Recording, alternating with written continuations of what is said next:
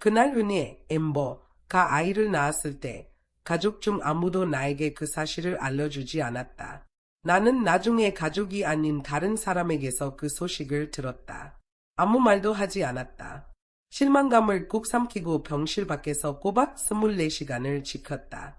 한밤중에 손자가 기저귀를 갈아야 하는지 확인하고 싶어 병실로 들어갔는데 은혜는 나를 혐오스러운 눈빛으로 쳐다보며 물었다.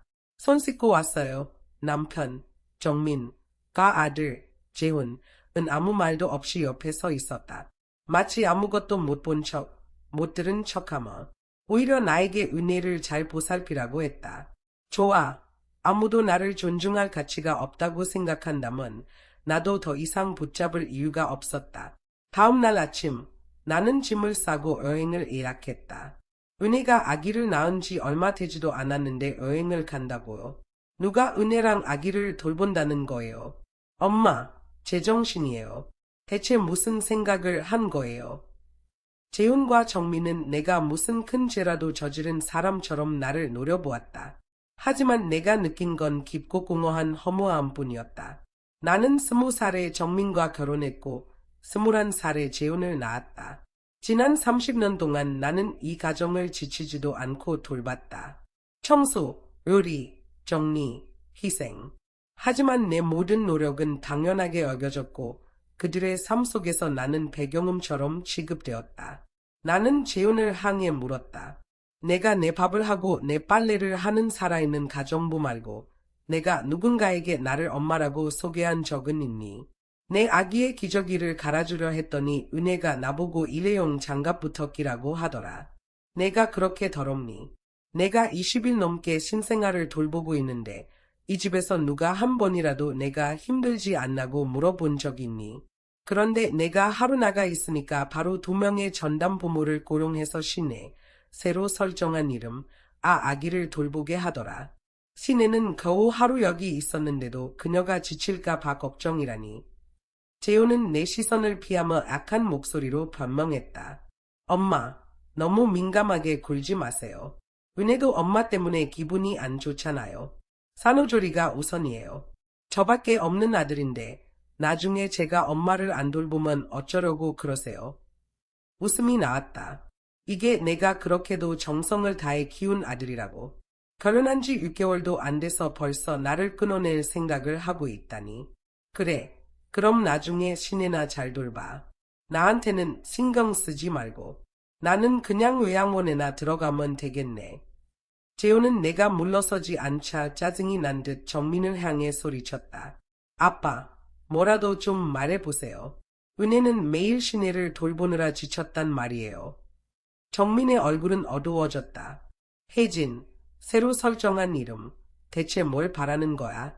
우리 가족을 다 무너뜨리려는 거야? 나는 차분하지만 날카롭게 말했다. 그건 좀 가장된 표현 아닌가요? 누가 은혜가 진통 중이라는 걸 나한테 알려줬죠. 당신들이 1,500만 원짜리 산후조리원 예약한 걸 누가 나한테 말해줬나요? 나는 당신 아내고 너희 엄마야. 그런데 너희 둘 중 누가 나를 한 번이라도 살아있는 사람으로 본 적 있니? 나는 떨리는 목소리로 두 사람을 번갈아 가리켰다. 은혜가 출산한 날 나는 다른 사람에게서 그 소식을 들었어. 그래도 불평 한마디 안 했고 밤늦게까지 국을 끓여서 가져갔어. 그런데 내 아내는 나를 집안일만 하는 하녀 취급하며 더럽다고 했어. 내가 끓인 국은 바로 쓰레기통에 버렸고 은혜가 나를 그렇게 모욕할 때 너희 둘은 마치 돌처럼 서서 아무 말도 하지 않았지. 재훈은 짜증 섞인 목소리로 말했다. 엄마, 제발 그 얘기 좀 그만하세요. 은혜는 갓 아기를 낳아서 감정이 불안정하잖아요. 제가 그런 걸로 뭐라고 하면 은혜가 스트레스를 받고 모릴수류에 지장이 생기면 어쩌려고요. 내 마음속 쓴맛은 더 깊어졌다. 나는 그저 내가 느낀 걸 솔직히 말했을 뿐이지만 그들에게 나는 단지 문제를 일으키는 사람일 뿐이었다. 내 손은 주먹을 꽉 쥐고 있었다. 아기를 안아보고 싶었을 뿐인데 나보고 더럽다고 한 게 무슨 뜻이냐고. 재훈은 점점 더 신경질적으로 말했다. 엄마는 하루 종일 부엌에 있으니까 기름 냄새랑 연기가 몸에 배어 있어요.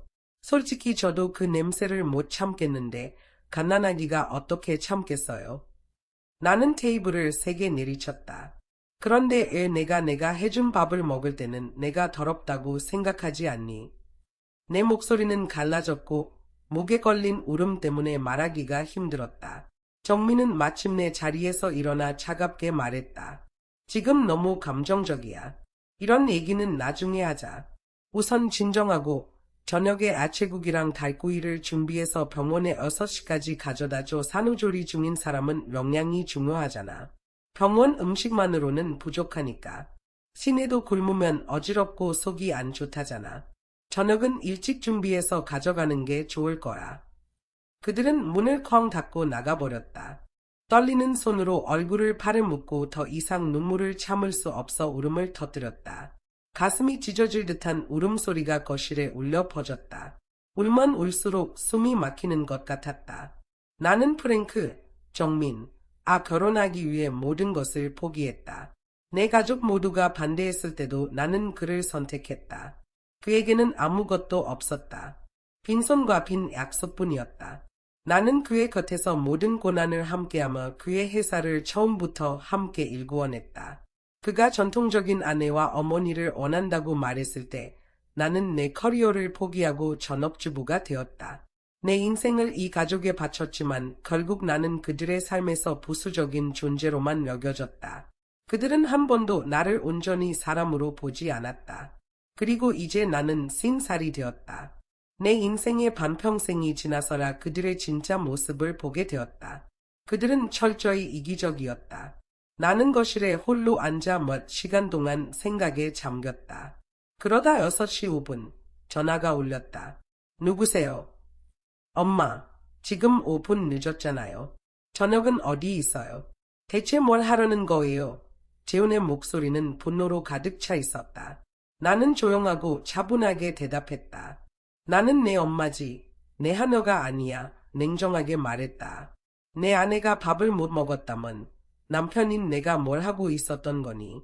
그리고 내가 그렇게 사랑하는 장모님은 뭐 하시는데? 갑자기 몸이라도 불편해진 거야? 아니면 내 아내 밥 한 끼 사주는 것도 아까운 거야? 재훈은 말을 잃은 듯 잠시 멍해졌다. 평생 나에게서 이런 말을 들어본 적이 없었을 테니까. 잠시 후 그는 정신을 차리고 소리쳤다. 엄마 미쳤어요. 완전히 제정신이 아니네. 아빠랑 얘기해 볼게요. 하지만 나는 그가 말을 끝내기도 전에 전화를 끊었다. 그리고 그의 번호와 정민의 번호를 차단했다. 나는 5일 후 떠날 비행기를 예약했다.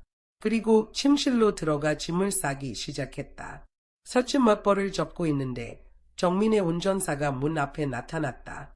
사모님, 여기 계셨군요. 그는 놀란 얼굴로 말했다. 정민 사장님이 계속 전화를 하셨는데 받지 않으셔서 무슨 일이 생긴 줄 알고 저를 보내셨습니다. 그는 내 앞에서 바로 정민에게 전화를 걸어 나에게 전화를 넘겼다. 그를 곤란하게 만들고 싶지 않아 전화를 받았다. 전화기 너머로 들리는 정민의 목소리는 이미 짜증으로 가득 차 있었다. 혜진, 이제 그만하자. 하루 종일 이러고 있으면 어쩌자는 거야. 20년 넘게 여행 한 번 안 가더니 갑자기 왜 이래. 시내가 부엌 냄새를 못 참는다잖아. 근데 내가 만든 레몬 로스트 치킨은 좋아하잖아. 정말 일부러 굶기려고 그러는 거야. 내가 억눌렀던 분노가 다시 헐랄 타올랐다. 나는 더 이상 참지 않고 소리쳤다. 정민, 내가 당신 아내야. 아니면 그녀가 당신 아내야. 시내가 부엌 냄새를 못 참는다니까 내가 그녀를 위해 노예처럼 일해야 해. 내가 그녀한테 빚이라도 졌니? 당신이 그렇게 그녀의 배가 걱정되면 당신이 직접 요리해서 먹어. 혜진, 내가 완전히 미쳤어. 정신이 나갔구나. 병원에 가봐야겠어. 정민은 내가 전화를 끊기 전에 먼저 전화를 끊었다. 내가 더 빨리 끊지 못한 내 자신이 싫었다. 나는 운전사에게 전화를 돌려주며 말했다. 사모님, 괜찮으신가요? 그는 불안한 표정으로 물었다. 괜찮아요. 나는 억지로 미소를 지으며 말했다.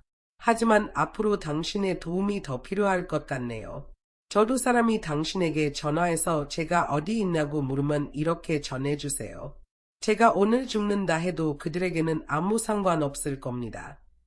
운전사는 깜짝 놀란 표정으로 나를 쳐다보았다. 그는 3번이나 뒤돌아보며 차에 올랐다. 나는 수년간 이 집안에서 모두가 완벽한 주부라고 칭찬했던 사람이었다. 하지만 오늘 나는 그 역할을 내려놓았다. 그날 저녁 재훈도 정민도 집에 돌아오지 않았다. 평소 같았으면 나는 그들에게 수십 번 전화를 걸어 집에 돌아오라고 재촉했을 것이다. 하지만 오늘은 아무 말도 하지 않았다. 나는 하루 종일 정원에서 햇볕을 쬐며 시간을 보냈다. 따뜻한 햇살 아래 밤이 되자 별들이 밝게 빛났다. 예전 같았으면 그들이 없으면 밤에 잠들지 못했을 것이다. 하지만 오늘 밤 나는 10시도 되기 전에 깊은 잠에 빠졌다. 아침 5시에 눈을 떴다. 씻고 나서 요가복을 입고 밖으로 나갔다. 동네 이웃 몇 명이 나를 보고 놀란 표정을 지었다. 오늘 뭔가 달라 보이시네요. 그들은 말했다. 보통 이 시간에는 내가 집에서 정민과 재훈의 아침을 준비하고 있을 시간이었으니까. 아침을 준비하고 그들이 먹고 나가면 나는 청소를 시작했다. 매일 반복되는 일상이었다. 주변 사람들은 흔히 나를 일 중독자라고 말했다. 아이들과 정민을 돌보는 일이라면 나는 모든 것을 혼자서 해냈다. 절대 다른 사람에게 맡기지 않았다. 정민의 사업 파트너들은 종종 그에게 말했다. 당신 아내처럼 우리 아내도 배워야겠어요. 하지만 정민은 항상 찡그리며 말했다. 혜진은 다른 재능이 없어. 다른 사람들과 비교할 수가 없지. 그는 사업 초기 시절 내가 그의 곁에서 협상하며 도와줬던 것을 잊었다. 하지만 오늘의 나는 달랐다. 그날 아침 나는 동네를 40분 동안 달렸다.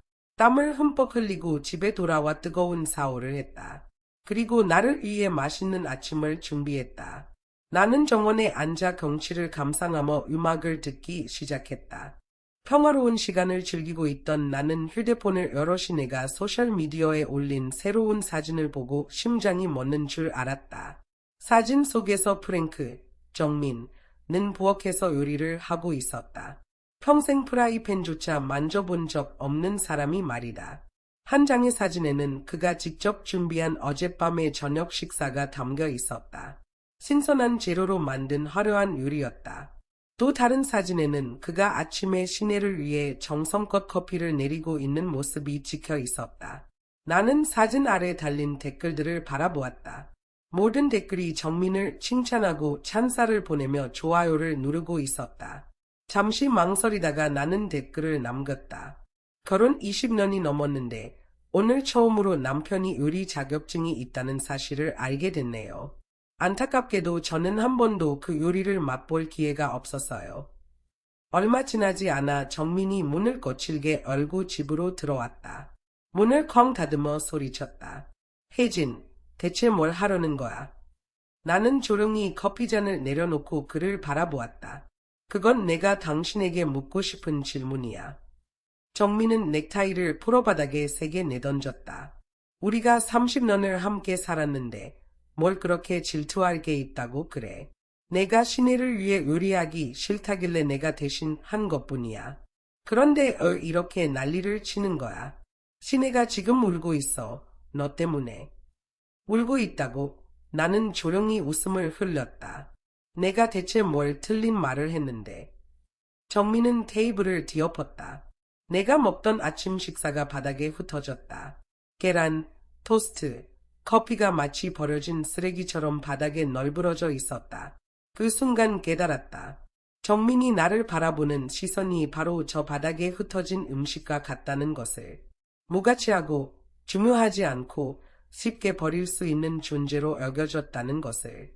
나는 그를 조용히 바라보았다. 아무 말도 하지 않았다. 정민은 자신이 너무 심했음을 깨달았는지 내 시선을 피하며 중얼거렸다. 그만 좀 해. 내가 하는 건 다 우리 아들과 가족을 위해서야. 나는 아무 대답도 하지 않았다. 내 침묵은 그를 더욱 불안하게 만들었다. 혜진, 너 원래 이렇게 감정적이지 않았잖아. 우리가 결혼한 지 30년인데 모두가 너를 완벽한 아내라고 말했어. 이 가족의 버팀목이라고. 그런데 왜 지금 와서 무너지는 거야? 은혜, 신혜, 가장 우리를 필요로 할 때 말이야.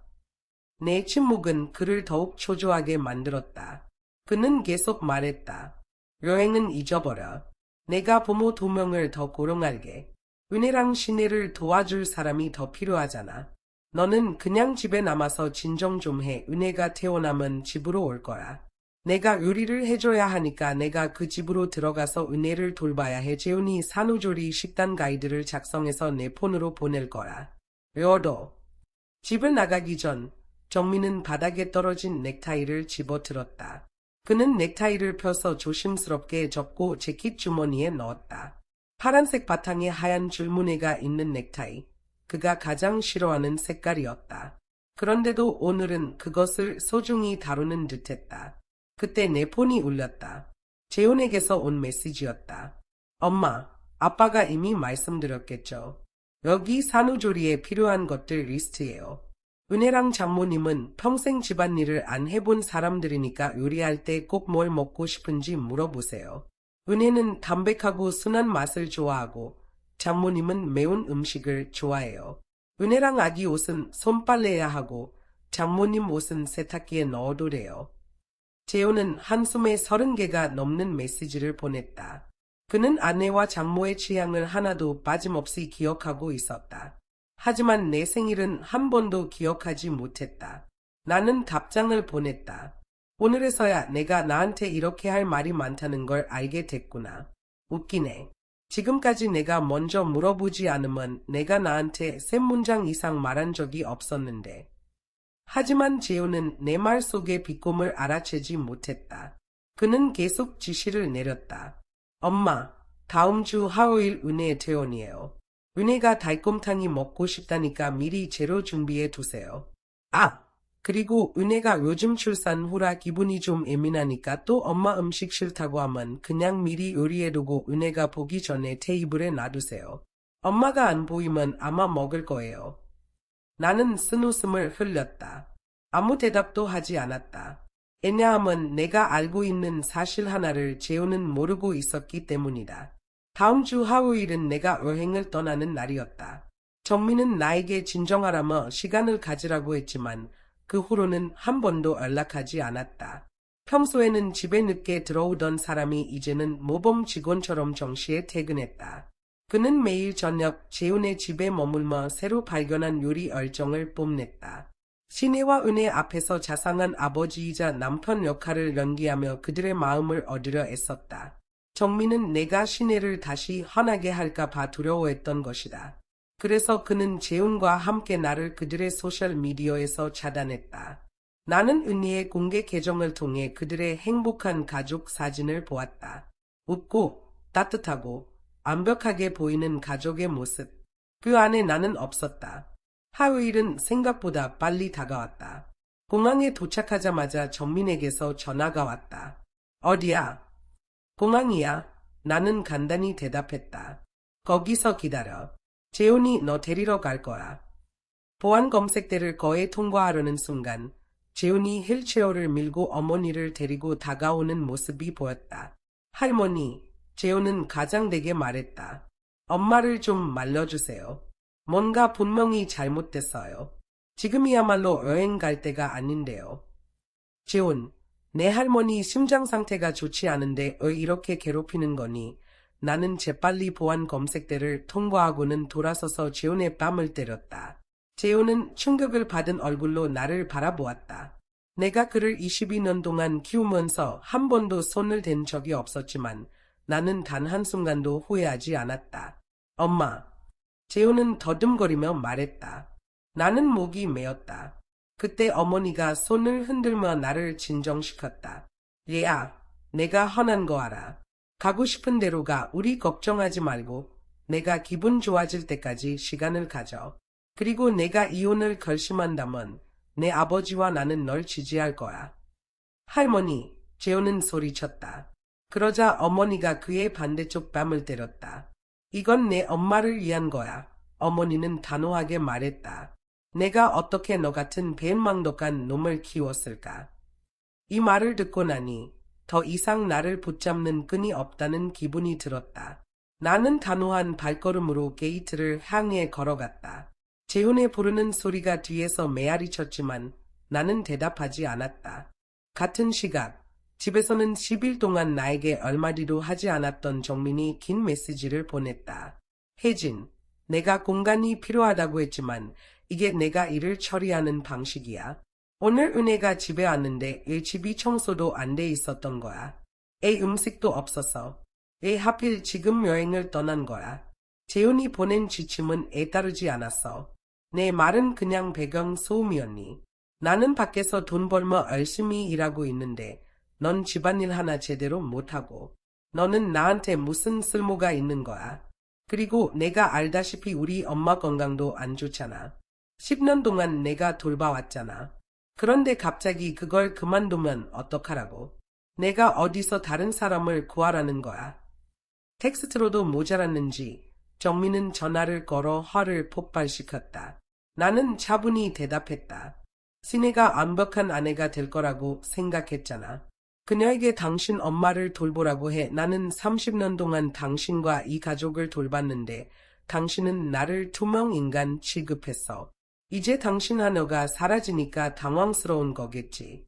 하지만 분명히 알아도 나는 당신의 하녀가 아니야. 전화를 끊자 이상하게도 마음이 평온해졌다. 나는 내 여정을 시작할 준비가 되었다는 것을 알았다. 이제는 그 누구도 내 평화를 방해하지 못하게 할 것이다. 내가 평생 가고 싶었던 두 곳이 있었다. 하나는 메인주의 해안마을, 다른 하나는 몬테나의 목장이었다. 몬테나 평원이 가을이 오기 직전에 가장 아름답다고 들었기에 나는 그곳으로 여행을 예약했다. 따뜻한 날씨 속에서 휴식을 취하고 싶었다. 현지 가이드를 고용해 목장과 작은 마을을 둘러보며 서부의 삶과 지역 음식을 체험했다. 공기는 마치 세탁된 것처럼 깨끗했고 하늘은 끝없이 펼쳐져 마음을 활짝 여는 듯했다. 매일 밤 10시에 잠들어 아침 7시까지 깊고 방해받지 않는 잠을 잤다. 그렇게 깊게 잔 적은 처음이었다. 이 느리고 평화로운 삶은 내가 젊었을 때 갈망했던 바로 그것이었다. 지난 30년 동안 내 삶은 부엌, 세탁실, 집안일, 그리고 끝없는 일상적인 업무에 잠식되어 있었다. 이제는 매일 한두 곳의 관광지를 방문하고 나머지 시간은 말을 타거나 목장에서 산책하며 보냈다. 밤에는 잔디에 앉아 별을 바라보며 어린 시절로 돌아간 듯한 기분을 느꼈다. 그 사이 시내도 가만히 있지는 않았다. 그녀는 소셜미디어에 또 글을 올리며 나를 은근히 겨냥했다. 어떤 사람들은 참 좋겠다. 사랑하는 남편, 예쁜 아들, 그리고 은혜의 시어머니는 은혜가 출산하자마자 여행을 떠나버리네. 나도 언제쯤 시내처럼 자유로워질 수 있을까? 참을 수 없던 나는 댓글을 달았다. 시내, 당신은 나를 정말 높게 평가하는구나. 내가 내 아들을 20년 넘게 키웠는데 그는 당신에 대해 모든 걸 기억하면서도 내 생일은 한 번도 기억하지 못했어요. 나는 남편과 수십 년을 함께 살았는데 그가 요리를 할 줄 안다는 사실조차 몰랐네요. 두 분 정말 잘 지내시는 것 같네요. 곧바로 시내가 답글을 달았다. 그게 무슨 뜻이에요? 재훈이 저를 잘 챙겨주는 건 딸 때문이에요. 요즘 당신 남편은 회사, 병원, 은혜의 집을 오가며 얼마나 열심히 일하고 있는데요. 쉴 틈도 없어요. 나는 답장을 하지 않았다. 하지만 곧 정민에게서 전화가 왔다. 혜진, 대체 뭘 하려는 거야? 시내랑 나는 깨끗해. 그 댓글 지워. 내 관자놀이가 욱신거렸다. 그동안 무시했던 정민에 관한 소문들이 머릿속에 스쳐 지나갔다. 정민은 잘생긴 외모를 가지고 있었다. 전형적인 강인한 서양인의 얼굴에 세월이 지나도 살이 찌지 않는 몸매. 그의 외모가 처음 그에게 끌렸던 이유였다. 하지만 결혼 후에는 그동안 소문은 계속 돌고 있었다. 사람들은 정민이 다른 여자들과 함께 여행을 다니고 친밀하게 대하는 모습을 봤다고 했다. 하지만 집에서는 언제나 헌신적인 가장처럼 행동했고 집안일에도 참여하며 늦게까지 밖에 나가 있는 일이 거의 없었다.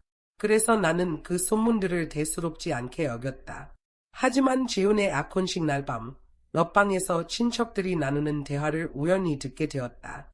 정민은 시내랑 몇 년째 바람 피우고 있대. 시내가 실증나니까 그녀의 딸을 아들에게 소개시켜서 이렇게 가까이에 두고 있는 거야.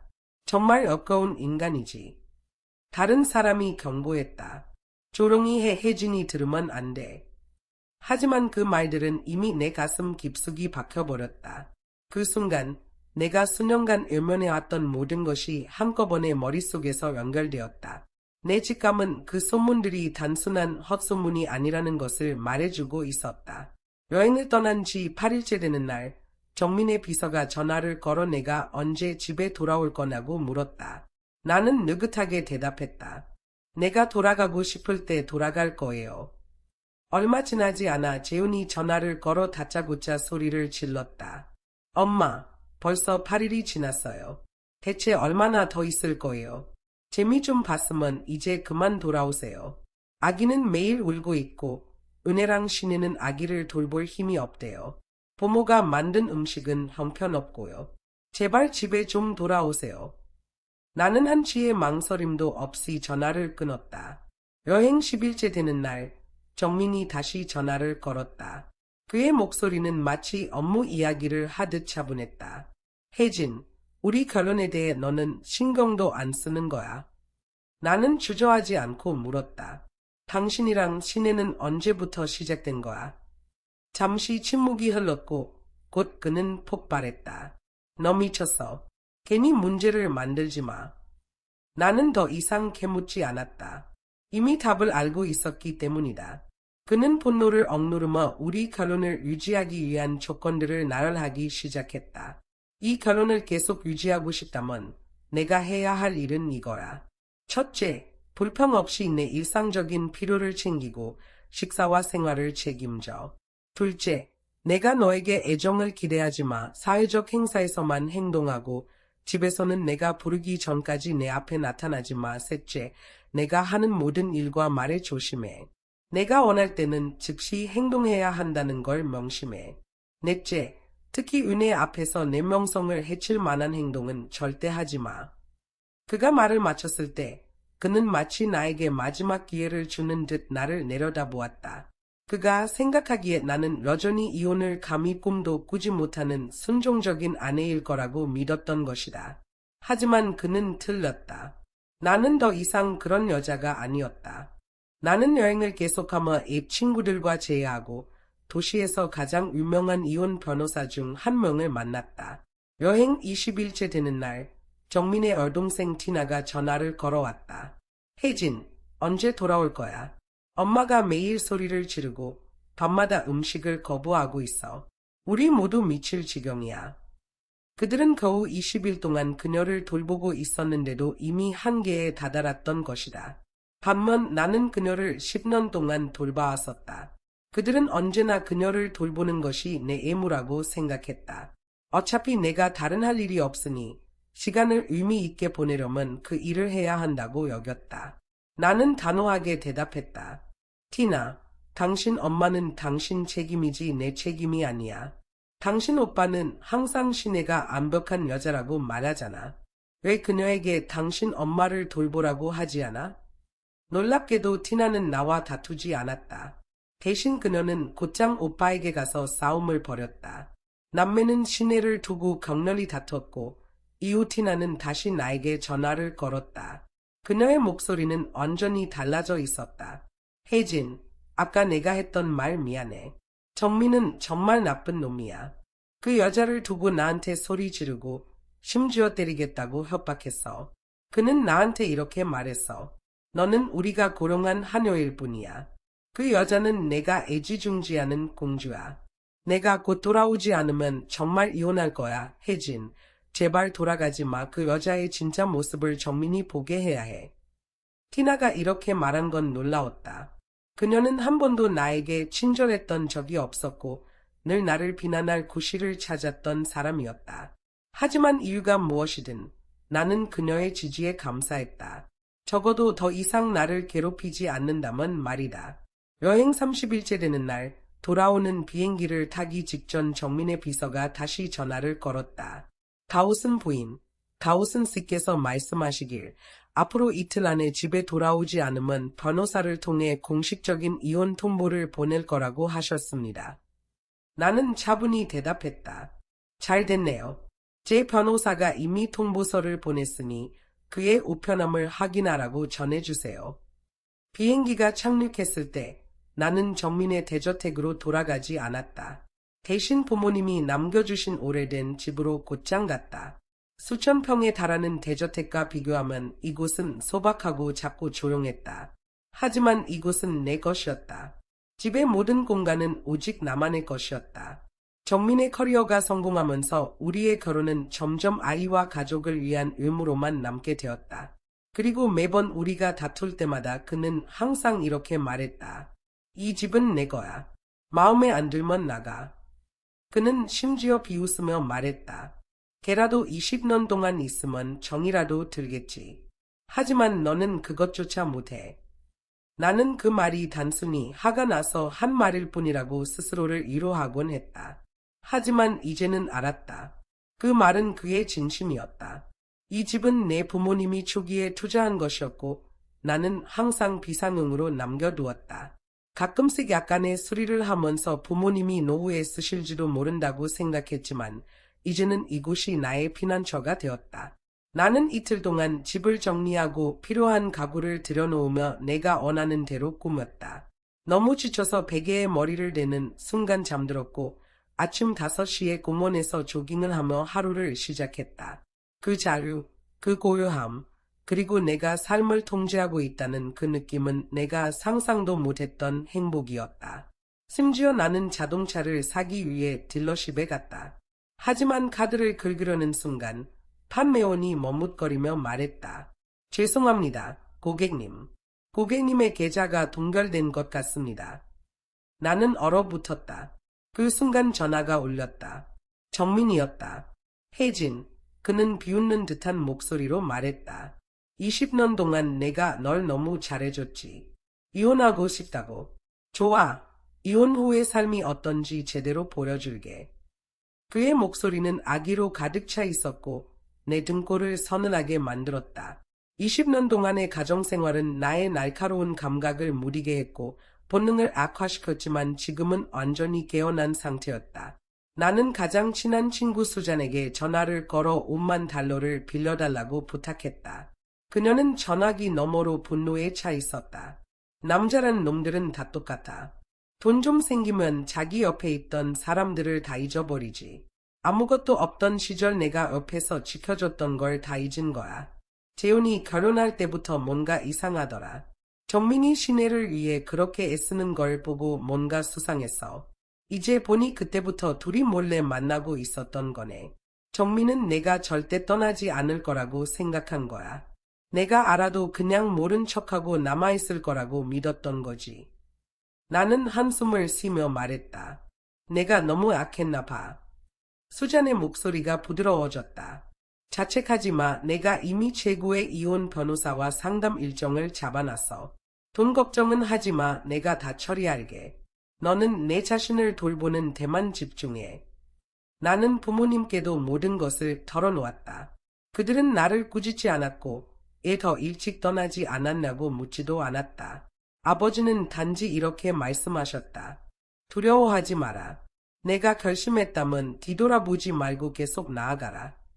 그날 나는 병원으로 가서 정민의 어머니인 다이애나를 방문했다. 그녀의 병실 근처 복도를 돌자 정민과 시내가 함께 나오는 모습을 보았다. 정민 씨, 어머님 침대 매트리스가 너무 딱딱해서 욕창이 생기고 있어요. 시내는 장갑을 벗으며 말했다. 제가 조금 치료해드렸지만 간병인에게 더 신경 쓰라고 꼭 말씀하셔야 해요. 어머님 나이에 이런 불편함은 감당하기 힘드실 거예요. 정민은 감동한 듯 그녀의 손목을 부드럽게 잡으며 말했다. 정말 고마워. 내가 없었으면 어쩔 뻔했나 싶다. 혜진이 돌아오지 않으면 내가 해준 모든 걸 꼭 보여줄 거야. 시내는 부드럽게 미소 지으며 말했다. 혜진 씨도 쉽지 않았을 거예요. 제가 은혜에게 너무 심하게 굴지 말라고 이미 얘기했어요. 정민의 얼굴이 즉시 굳어졌다.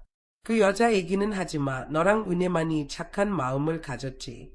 다른 사람들은 진작에 포기했을 거야. 내가 너무 잘해줘서 버릇이 나빠진 거야. 나는 복도 모퉁이에 서서 그 말을 들었다. 가슴속 냉기가 점점 깊어지는 것을 느끼며 그 자리에 얼어붙은 듯 서 있었다. 그리고 아무 일도 없었던 것처럼 정민은 태연히 말했다. 어쨌든 불쾌한 얘기는 그만하자. 여기 $20,000짜리 수표야. 은혜랑 내 자신을 위해 좋은 거 하나 골라봐. 요즘 정말 고생 많았잖아. 나는 웃음을 터뜨릴 뻔했다. 그게 우리를 평가한 방식이었다.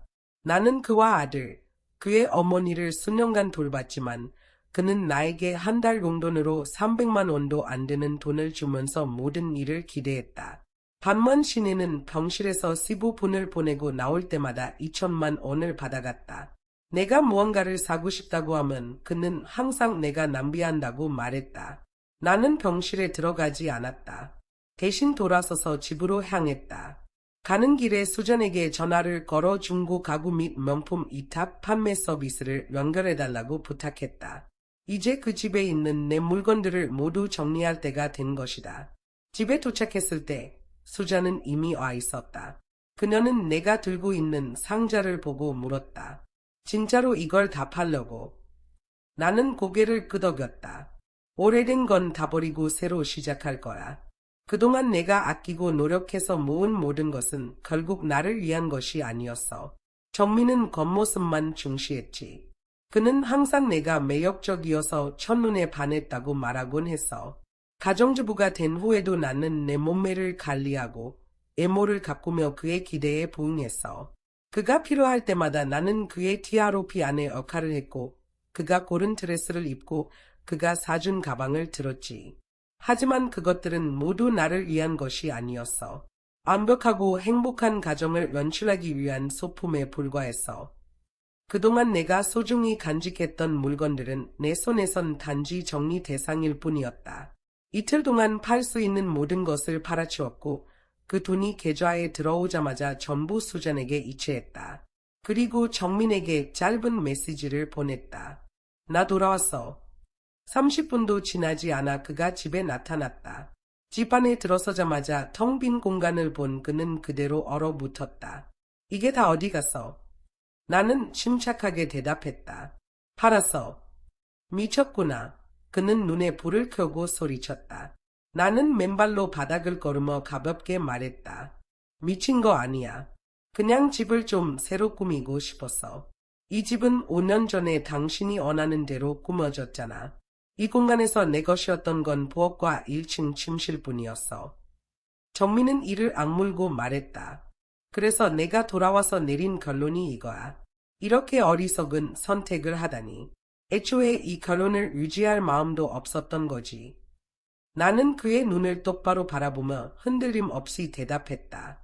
내가 이 가정을 위해 헌신한 세월이 몇 년인데 그 대가가 뭐였지? 당신은 한 번도 나를 존중하지 않았어. 심지어 내 계좌까지 동결했더라. 괜찮아. 아마 법원 소환장을 이미 받았겠지. 그 순간 그의 비서가 문가에 나타나 어색한 목소리로 말했다. 사장님, 방금 법원에서 이혼 서류가 도착했습니다. 잘했어. 혜진, 정민은 이를 갈며 말했다. 내가 20년 넘게 너를 먹여 살렸는데 이제 와서 감히 이혼을 요구해. 이 도시에서 내 사건을 맡을 변호사가 누가 될지 두고 보자. 발코니에는 여전히 테이블과 의자가 남아 있었다. 나는 조용히 커피를 집어들고 앉아 마치 사업 협상을 하듯 차분한 목소리로 말했다. 정민, 20년 넘게 당신과 아들을 돌봤고 또 10년 동안 당신 어머니를 보살폈어. 당신 집안의 온갖 자잘하고 고단한 일을 다 처리했지. 당신이 그걸 인정하지 않아도 괜찮아. 하지만 그게 내가 아무것도 하지 않았다는 뜻은 아니야. 이 집과 당신 이름으로 된 1억 5천만 원짜리 SUV, 그건 내 몫이야. 나는 당신이 아무것도 없던 시절 옆에서 함께했고 고객 접대, 사교 행사, 당신 삶의 모든 세부 사항을 관리했어. 당신의 오늘날 성공은 내 도움이 없었다면 불가능했을 거야. 최소한 내 몫은 절반은 받아야 한다고 생각해. 이미 전문가를 고용해서 당신 회사의 현재 시장 가치를 평가했어. 약 1200억 원 정도 나오더군. 나는 주식을 원하지 않아. 대신 25억 원을 보상금으로 받을 거야. 정민의 얼굴은 분노로 새빨개졌다. 내가 미쳤구나. 완전히 제정신이 아니야. 그는 비서를 향해 소리쳤다. 당장 정신과 의사를 불러. 애 정신 감정부터 받아야겠어.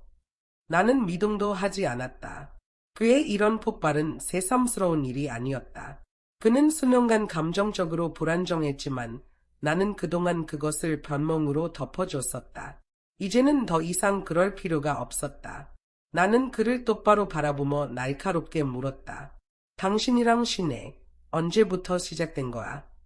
정민의 눈빛이 잠시 흔들리더니 곧 소리쳤다. 여가워. 난 신혜를 돕는 것뿐이야. 그건 다 은혜를 위해서야. 그런데 너는 아들 생각은 안 해. 이 이혼으로 재훈이 상처받는 건 생각도 안 하냐고. 나는 그를 똑바로 쳐다보며 대답했다. 이제는 상관없어. 앞으로는 나 자신만 생각할 거야. 정민은 여전히 내가 단순히 감정적으로 폭발한 것이라고 믿었다. 며칠만 기다리면 내가 언제나처럼 진정하고 물러날 거라고 생각한 것이다. 하지만 이혼은 사람의 진짜 본성을 드러나게 한다. 나는 이미 충분히 보았다. 그가 나를 정신 감정을 받게 하겠다는 소문을 퍼뜨리고 있다는 이야기를 들었을 때 나는 더 이상 위험을 감수할 수 없다는 것을 깨달았다. 그는 정말로 나를 정신병원에 보내버리려 할 수도 있었다. 그래서 다음 날 나는 공식적으로 내 집으로 이사했고 전체 스마트홈 감시 시스템을 설치했다. 그리고 내 오빠인 마이크에게 말했다. 24시간 동안 내가 연락이 없으면 바로 경찰에 신고해. 우리는 한때 부부였지만 이제 나는 생존자처럼 생각해야 했다. 법원 심리는 2달 후로 예정되었다. 나는 정민에게 분명히 말했다. 현실을 받아들이고 내 조건을 수락해. 그래야 서로 체면을 지킬 수 있어. 그는 대답하지 않았지만 재훈이 가장 먼저 반격에 나섰다. 그는 곧장 우리 어머니에게 가서 화를 내며 소리쳤다. 할머니, 엄마가 무슨 낯짝으로 돌아왔대요. 은혜가 애를 낳았는데 1달 동안 여행을 다니고 법문안도 안 오더니 이제 와서 아빠랑 이혼한다고. 20억 원을 가져가겠다고. 집에 있는 모든 건 아빠가 열심히 일해서 번 돈이에요. 엄마는 매달 아빠 돈을 쓰면서 이제 와서 재산까지 가져가려고 한다고요. 엄마가 요리랑 빨래 말고 뭘 할 줄 알아요. 그냥 집안일 하는 하녀나 다름없잖아요. 엄마는 아무것도 기여한 게 없어요.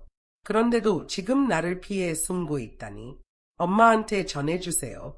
우리 가족 돈은 한 푼도 못 가져가요. 집으로 돌아와서 자기 할 일을 다시 시작하면 그때 용돈 조금 줄 생각은 해볼게요. 그가 말을 끝내기도 전에 마이크가 끼어들어 그를 바닥에 내던지듯 밀어버렸다. 이 배은망덕한 놈아. 마이크는 분노에 찬 목소리로 소리쳤다. 내 엄마가 너를 위해 한 모든 걸 생각해봐. 그런데 내가 이렇게 보답한다고. 내 키보다 훨씬 큰 유피트의 아들은 비틀거리며 뒤로 물러났다.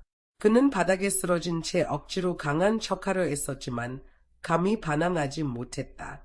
엄마가 그런 삶을 선택한 거지. 내가 강요한 건 아니잖아. 그는 뻔뻔하게 머터리했다. 헛소리 마. 마이크는 분노로 목소리를 높였다. 잘 들어. 너는 내 엄마 덕분에 이 가족 안에서 의미를 가진 거라. 내 엄마가 없었다면 너는 아무것도 아니야. 당장 꺼져. 재훈은 얼굴이 붉어진 채로 문 쪽으로 비틀거리며 걸어갔다. 문 앞에서 나를 본 그는 순간적으로 표정이 바뀌었다. 방금 전에 오만함은 사라지고 갑자기 불쌍한 척하며 말했다. 엄마, 삼촌이 나를 때렸어요. 더 세게 맞았어야지. 나는 차가운 목소리로 대답했다. 재훈은 내 말에 혼란스러운 표정을 지었고 그 순간 내 손바닥이 그의 뺨에 내리쳤다. 이번에는 내가 가진 모든 힘을 실었다. 그는 뒤로 비틀거리며 뺨을 감싸쥐었다. 엄마, 진짜로 나를 때렸어요. 나는 그를 똑바로 바라보며 차갑고 단호하게 말했다. 그건 내가 받아야 할 대가야. 오늘부로 나는 너와의 모든 관계를 끊는다. 이제 나는 내 엄마가 아니다. 재훈의 얼굴은 분노로 일그러졌다. 그는 떨리는 손가락으로 나를 가리키며 소리쳤다. 좋아. 두고 봐 엄마가 이걸 후회하게 될 거야. 그의 머릿속에서 내가 후회할 순간은 아마도 정민이 이혼에 동의했을 때일 것이다. 하지만 그는 내가 이 순간을 두려워한 적이 단 한 번도 없다는 사실을 전혀 몰랐다. 법원 밖에서 정민은 복잡한 표정으로 나를 바라보며 말했다. 혜진, 우리가 어떻게 이렇게 됐을까? 내가 용돈이 부족하다고 느꼈다면 더 늘려줄 수도 있었어. 집안일이 힘들다면 가사 도우미를 고용하면 되고 운전사가 필요하면 내 운전사를 쓰면 되잖아. 나는 대답하지 않고 그를 조롱하듯 미소 지었다. 그의 미간이 찌푸려졌다. 정말로 이렇게 떠날 생각이야. 나는 그를 똑바로 바라보며 조용하지만 날카로운 목소리로 물었다. 당신이랑 신혜, 5년 전에 만난 거 맞지? 그의 눈빛이 잠시 흔들렸다. 나는 뒤돌아 법원 계단을 올라가기 시작했다. 뒤에서 그가 다시 말했다. 좋아, 인정할게. 5년 전에 만났어. 하지만 부적절한 건 없었어. 날 믿지 못하겠어. 최소한 은혜 아빠는 믿어야지. 남자들은 결코 모든 진실을 말하지 않는다. 나는 신의 가족 내에서 누가 권력을 쥐고 있는지 정확히 알고 있었다. 그녀의 아버지는 온순하고 우유부단한 사람이었다. 그는 진실을 직면하기보다는 듣지 못한 척하는 쪽을 택할 사람이었다. 이혼 절차는 놀라울 정도로 순조롭게 진행되었다. 거의 의심스러울 정도로 매끄러웠지만 나는 깔끔한 마무리를 의심할 생각이 없었다. 법원을 나와 기다리던 택시로 걸어가려던 찰나 재훈이 정민의 차에서 뛰쳐나왔다. 그의 목소리는 정말로 가득 차 있었다. 아, 엄마 진짜 해냈네. 가정주부가 우리 아빠 같은 남자랑 이혼하다니. 엄마 혼자 밖에서 얼마나 버틸 수 있을지 두고 보자. 입 다물어. 정민이 소리쳤다. 그의 목소리는 내가 한 번도 들어본 적 없는 분노로 가득 차 있었다. 재훈은 아버지가 처음 보는 사람처럼 느껴지는 듯 멍한 표정으로 그를 바라보았다. 정민은 나에게 다가와 조용히 말했다. 집까지 태워다 줄게. 나는 고개를 저으며 대답했다. 그럴 필요 없어. 안녕, 정민. 택시는 천천히 출발했다. 백미러를 통해 보니 그는 여전히 그 자리에 서서 내가 떠나는 모습을 지켜보고 있었다. 아마 후회를 하고 있을지도 모른다. 하지만 이제 그런 건 중요하지 않았다. 집에 도착하니 부모님이 따뜻한 식사를 준비해놓고 기다리고 계셨다. 우리는 이혼을 축하하기 위해 모였다. 내 인생에서 처음으로 이혼을 축하하는 날이었다. 그리고 나는 이렇게 가볍고 자유로운 기분을 느껴본 적이 없었다. 저녁 식사 중에 마이크가 갑자기 웃으며 말했다. 혜진, 부탁 하나만 들어줄래? 나는 그를 바라보며 말했다. 뭔데? 그는 더 크게 웃으며 말했다. 부모님을 여행에 데려가 줄 수 있어. 내가 항상 해드리고 싶었던 일이었는데 레이첼이랑 나는 너무 바빠서 못했거든. 나는 그들이 단순히 소원을 이루려는 것이 아니라는 것을 알고 있었다. 그들은 내가 치유될 수 있도록 도와주고 새로운 시각과 환경을 제공하려는 것이었다. 나는 그들의 배려에 마음 깊이 감사했다. 물론이지. 다음 날 마이크는 이미 나파밸리로의 여행을 예약해 두었다. 부모님이 평생 가보고 싶어 하셨지만 한 번도 기회가 없었던 곳이었다. 끝없이 펼쳐진 포도밭, 자연 온천이 있는 조용한 럭셔리 리조트, 고급 음식과 와인, 느리고 평화로운 삶의 리듬. 이 모든 것이 우리에게 꼭 필요한 것이었다. 출발하기 전 마이크는 조용히 1억 2천만 원짜리 수표를 내 손에 쥐어주며 말했다. 이건 부모님 여행 경비야. 여행 중에 부모님 잘 부탁해. 호텔이랑 교통편은 이미 다 준비해놨어. 그냥 편히 쉬면서 즐겨. 가슴 속에서 따뜻함이 퍼져나갔다. 나는 눈물이 나올 뻔했다. 그동안 나는 결혼 생활과 아들, 그리고 그 집의 모든 것을 쏟아부었다. 종종 부모님을 소홀히 대했지만 그들은 한 번도 불평하지 않으셨다. 이제야 비로소 그들에게 진정으로 보답할 기회가 생겼다. 함께 삶을 즐길 기회가. 나는 이 여행에 대해 수잔에게만 말했다. 그녀는 공항까지 나와 우리를 배웅하며 나를 꼭 껴안고 장난스럽게 말했다. 돌아오면 우리 스튜디오 열자. 너는 이제 내 사업 파트너야. 나파밸리는 숨이 멎을 만큼 아름다웠다. 모든 포도밭이 마치 그림 같았다. 부모님은 행복으로 빛나고 있었고 나는 오랜만에 진정한 자유를 느꼈다. 오후 햇살 아래 와인을 마시고 올리브 나무 아래에서 책을 읽고 사진을 찍으며 웃음과 죄책감 없는 시간들. 드디어 시간이 내 것이 되었다. 한 달 후 갑자기 엠버에게서 메시지가 왔다. 그녀의 어조는 평소와 달리 부드러웠다. 혜진, 물어봐도 될까? 프랭크랑 우리 엄마 사이에 무슨 일이 있는 거야? 나는 차갑게 대답했다. 내 엄마나 프랭크에게 물어봐. 나한테 묻지 마. 잠시 후 또 다른 메시지가 왔다. 재훈이 자기 잘못을 알았어. 요즘 밥맛도 없고 엄마가 해주던 음식만 찾는데 자존심 때문에 말은 못하더라. 재훈을 위해 다시 돌아올 생각은 없니? 없어. 나는 망설임 없이 답장을 보냈다. 이미 인연을 끊었어. 그는 더 이상 내 아들이 아니야. 잠시 정적이 흐르더니 음성 메시지가 도착했다. 재훈의 목소리는 분노로 가득 차 있었다. 좋아. 돌아오지 마. 아무도 엄마를 필요로 하지 않아. 나는 피식 웃으며 휴대폰을 내려놓았다. 그게 바로 진짜 재훈이었다. 며칠 후 내 전화가 다시 울렸다. 이번엔 프랭크의 여동생 티나였다. 전화를 받자마자 그녀는 숨을 제대로 쉴 수 없을 정도로 울고 있었다. 나는 무슨 큰일이라도 생긴 줄 알았다. 혹시 그들의 어머니가 돌아가셨나 싶었지만 티나는 어머니가 여전히 살아 계시다고 말했다. 다만 그녀와 프랭크가 거의 한계에 다다랐다고 했다. 어머니의 치매 증상이 악화되어 스스로를 더럽히고 밤마다 소리를 지르고 방황하는 일이 계속되고 있다고 했다. 그녀는 프랭크의 사진을 보내왔다. 사진 속 프랭크는 내가 마지막으로 봤을 때와는 완전히 다른 모습이었다. 초췌하고 지쳐 보였다. 혜진, 티나는 눈물 속에서 말했다. 우리 오빠가 자기 잘못을 인정했어. 나한테 대신 사과하라고 했어. 내가 항상 우리 가족의 중심이었잖아. 내가 없었다면 다 무너졌을 거야. 제발 돌아와줘. 우리에게 내가 필요해. 나는 멀리 보이는 언덕을 바라보며 차분하지만 단호하게 말했다. 내가 10년 동안 너희 모두를 돌봤어. 그런데 너희는 어머니를 며칠 돌보고도 이렇게 못 견디겠다고. 그동안 내가 어떤 기분이었을지 한 번이라도 생각해 본 적 있어. 이 회사는 나와 내 오빠가 함께 만든 거야. 그런데 그는 매달 나에게 생활비로 300만 원을 주면서 너희 가족은 항상 그가 나를 부양했다고 말했지. 시내가 병원에 있는 너희 어머니를 방문했을 때 프랭크가 그녀에게 2천만 원짜리 수표를 줬다는 거 알아. 프랭크가 다른 여자들에게 얼마나 많은 돈을 썼는지 알아.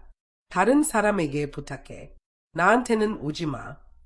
나는 그동안 겪었던 고통에 대해 한 번도 말한 적이 없었다. 하지만 이제는 말하지 않으면 아무도 내가 이 결혼을 위해 얼마나 많은 것을 희생했는지 알지 못할 것 같았다. 이혼 후에도 그들에게 최소한의 죄책감은 느끼게 해야 했다. 나는 전화를 바로 끊었다. 여름이 되자 마이크 가족이 시간을 내어 우리와 함께 휴가를 떠났다. 우리는 산을 하이킹하며 따뜻한 햇살과 평화로운 자연을 만끽했다. 한편 프랭크와 재훈의 삶은 완전히 엉망이 되고 있었다. 시내는 재훈의 고급 아파트로 이사했고 스파나 쇼핑을 하며 하루를 보내며 집안일과는 완전히 담을 쌓았다. 엠버가 아이들 문제로 도움을 요청하면 시내는 몸이 안 좋다며 매번 거절했다. 무언가를 사달라고 하면 돈이 없다고 핑계를 댔다. 재훈은 어쩔 수 없이 가정부를 고용했지만 시내는 항상 불만이었다. 가정부 월급이 너무 비싸다거나 가정부가 자기를 더 많이 먹는다고 의심하며 도둑처럼 감시했다. 가장 황당한 일은 재훈의 아기가 3개월 되었을 때 일어났다. 시내가 아무 생각 없이 아기에게 달걀 노른자를 먹였고 아기는 알레르기 반응을 일으켜 병원에 입원하게 되었다. 의사가 사건에 대해 묻자 시내는 가정부를 탓하며 아이를 제대로 보지 않았다고 비난했다. 화가 난 가정부는 즉시 그만두었다. 재훈과 엠버는 크게 다투었다. 엠버는 어머니를 변호하려 했지만 재훈은 더 이상 참을 수 없었다. 시내가 다시 우리 집에 발을 들이면 가만두지 않을 거야. 만약 아기한테 무슨 일이 생기면 내 엄마를 가만히 두지 않겠어. 신혜는 프랭크에게 달려가 울며 하소연했지만 프랭크는 오히려 재혼을 꾸짖었다. 그런데 믿기 힘들게도 신혜와 그녀의 남편은 내 집으로 이사했다. 신혜의 남편은 가끔 남편다운 모습을 보이며 집에 돌아가 식사를 준비하기라도 했지만 신혜는 집안일에 전혀 신경 쓰지 않았다. 프랭크는 심각한 이장병을 앓고 있었지만 매운 음식을 끊지 못하는 신혜는 그의 악을 쓰레기처럼 내팽개쳤다. 프랭크는 이를 참아냈지만 어느 날 그가 출장 중이었고 티나가 다른 일을 처리하느라 바빠서 이틀 동안 신혜가 어머니를 돌보게 되었다. 치매와 마비로 스스로 아무것도 할 수 없는 프랭크의 어머니는 첫날 사고를 쳤고 신혜는 간병인을 불러 상황을 처리하게 했다. 그녀는 직접 정리할 생각조차 하지 않았다. 둘째 날 신혜는 하루 종일 휴대폰만 만지며 프랭크의 어머니를 안전히 방치했다. 불쌍한 침대에서 혼자 일어나려던 프랭크의 어머니는 결국 넘어져 움직일 수 없게 되었고 고통 속에서 비명을 질렀다. 이 사건은 이웃들의 주목을 받았고 사회복지부에 신고되었다. 프랭크가 이 사실을 알게 되었을 때 그는 급히 집으로 달려갔다. 그러나 신혜는 여전히 책임을 회피하며 변명했다. 어머님이 갑자기 움직이실 줄은 몰랐어요. 제가 아픈 사람을 돌봐본 적이 없잖아요. 경험도 없고 어머님을 돌볼 수 없었어요. 프랭크가 나에게 이 이야기를 했을 때 나는 아무런 반응도 보이지 않았다. 20년 만에 처음으로 프랭크는 자존심을 내려놓고 사과를 했다. 혜진, 내가 정말 잘못했어. 제발 용서해줘. 돌아와 줄 수 있어. 그 순간 재호는 통곡하며 말했다. 엄마, 미안해요. 이제야 알았어요. 엄마 없이는 이 가족이 유지될 수 없다는 거로. 내 부모님은 내 옆에 앉아 걱정스러운 눈빛으로 나를 바라보며 내가 한 불 속에서 나와 또 다른 불 속으로 뛰어들까 봐 두려워했다. 하지만 내 마음은 이미 명확했다. 너희는 내가 돌아오길 원하는 게 아니라 그냥 너희의 가정부가 필요할 뿐이야. 내가 돌아가면 2달도 안 돼서 모든 게 원래대로 돌아갈 거야. 프랭크와 재호는 진심으로 변했다고 맹세했지만 나는 흔들리지 않았다. 한 명은 20대, 다른 한 명은 50대였다. 이제는 그들이 나에게 의존하는 것을 끊어야 할 때였다. 나는 그들에게 전문 가정부를 고용하라고 제안했고 그들은 그렇게 했다. 신의의 간섭이 없자 가정부는 손자를 잘 돌보았다. 하지만 엠버와 재호는 점점 멀어졌고 작은 의견 차이도 큰 싸움으로 번졌다. 프랭크는 신혜에게 집에서 나가달라고 요청했다. 그는 집을 완전히 나의 취향에 맞게 리모델링하기 시작했다. 혜진, 그가 말했다. 내가 그동안 너무 눈이 멀었어. 신혜에게 준 돈은 다 돌려받았어. 이제부터는 내가 가게 재정을 관리해. 내 계좌도 이미 풀었고 10억 원을 송금했어. 마음껏 써. 하지만 나는 여전히 움직이지 않았다. 마이크는 옆구리를 찌르며 반 농담, 반 진지하게 말했다. 혜진, 절대 마음 약해지면 안 돼. 나는 이미 내 인생의 가장 좋은 20년을 그 집에 바쳤다. 남은 시간은 오직 나를 위해 쓰기로 결심했다. 대담하고 생생하며 타협하지 않는 삶 결혼은 한 번이면 충분했다. 나는 다시는 그 불 속으로 뛰어들 생각이 없었다. 부모님은 내가 얼마나 단호한지 보며 안심하셨다. 우리의 여행은 아름다웠지만 이제 집으로 돌아갈 때가 되었다. 프랭크와 재호는 어떻게든 우리의 비행 일정까지 알아내 공항에 나타났다. 그들은 정장을 입고 꽃다발을 들고 최선을 다해 좋은 모습을 보이려 했다. 재호는 울먹이며 나에게 달려와 꽉 껴안았다. 엄마, 미안해요. 이번엔 정말 진심이에요. 엄마가 저를 위해 해준 모든 걸 당연하게 여겼어요. 프랭크도 낮은 목소리로 말했다. 집으로 돌아왔다면 진짜로 돌아와줘. 이제부터는 내가 규칙을 정해. 나는 꽃을 받았지만 그들과 함께 가지 않았다. 재호는 혼란스러운 표정으로 물었다. 엄마, 우리 둘 다 사과했잖아요. 엄마가 이 드라마를 시작한 지도 반년이 넘었어요. 도대체 언제까지 이걸 계속할 건가요? 그리고 바로 그 순간 그의 가면이 벗겨졌다. 그게 바로 진짜 재혼이었다. 다행히도 나는 그들의 사과에 기대를 걸지 않았다. 나는 꽃을 쓰레기통에 던져버리고 부모님을 수잔의 차로 밀어 넣었다. 마이크는 재혼을 향해 말했다. 바보 같은 놈, 내가 정말로 내 잘못을 이해했다면 엄마한테 그런 식으로 말하지 않았을 거야. 그리고 프랭크를 가리키며 말했다. 그리고 너, 혜진이 돌아와서 다시 요리하고 청소해 줄 거라고 생각하나? 꿈깨, 우리가 너희 둘을 참아준 건 오직 혜진 때문이야. 프랭크와 재혼은 결국 원하는 것을 얻지 못했다. 나중에 들은 바로는 그들은 집으로 돌아가는 길에 둘 다 화를 내며 싸웠다고 한다. 얼마 지나지 않아 시내가 재혼의 집에 나타났다. 그녀는 엠버의 디자이너 옷과 액세서리를 아무렇지 않게 가져가며 말했다. 너 이제 막에 나왔잖아. 몸매도 아직 돌아오지 않았는데 이런 옷이 무슨 소용이야. 내가 더 잘 입어줄게. 게다가 그녀는 덧붙였다. 재혼 돈 많잖아. 새로 사고 싶으면 또 사면 되지. 재혼이 그녀가 엠버의 물건을 가방에 담고 있는 모습을 보고 격분하여 시내와 엠버 둘 다 집에서 쫓아냈다. 시내는 프랭크에게 달려가 도움을 요청했지만 그는 그녀를 무시했다. 심지어 엠버가 프랭크를 설득하려 했지만 프랭크는 그녀와 만나려 하지 않았다. 결국 프랭크는 시내에게 줬던 5억 원을 전부 돌려받았다. 그것이 바로 그런 남자들이 하는 방식이었다. 나는 집안에서 아끼고 절약하며 살았지만 그는 다른 여자들에게 물 쓰듯 돈을 썼다. 그리고 프랭크는 이것이 대단한 제스처라고 생각했다. 혜진, 그가 말했다. 내가 약속을 지켰어. 그동안 내가 눈이 멀었어. 이 몇 달 동안 떨어져 있으면서 깨달았어. 너만이 이 가족을 지탱하고 있었어. 제발 집으로 돌아와줘. 나는 그를 똑바로 바라보며 차분히 대답했다. 내 인생의 가장 좋은 시간을 너에게 줬어. 남은 시간은 나를 위해 투자할 거야. 이미 떠나기로 선택했어. 그 문은 다시 열리지 않아. 1000번을 물어도 대답은 변하지 않을 거야. 새해 첫날, 수잔과 나는 정식으로 스튜디오를 열었다. 그날 밤, 우리는 정원에서 샴페인을 마시며 조용히 음악을 들었다. 도시 스카이라인 위로 불꽃놀이가 피어올랐다. 수잔은 웃으며 잔을 들었다. 스스로를 다시 찾은 걸 축하해. 이제 남은 인생은 오직 너만을 위한 것이 되길.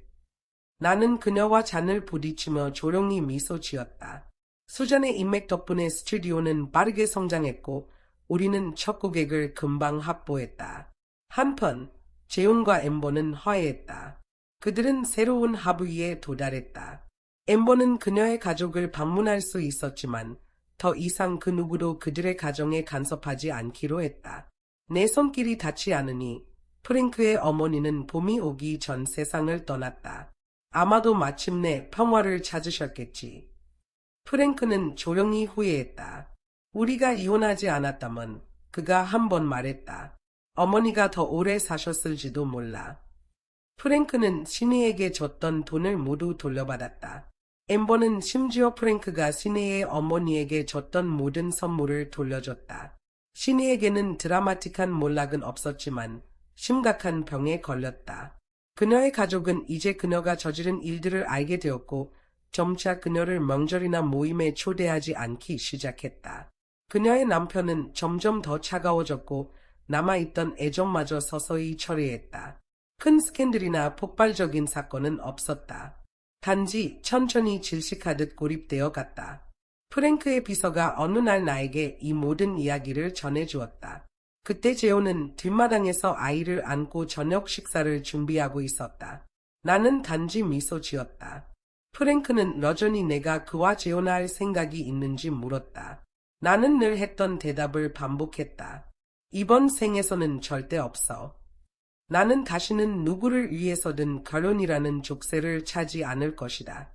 이제부터 나는 단지 나 자신일 뿐이다.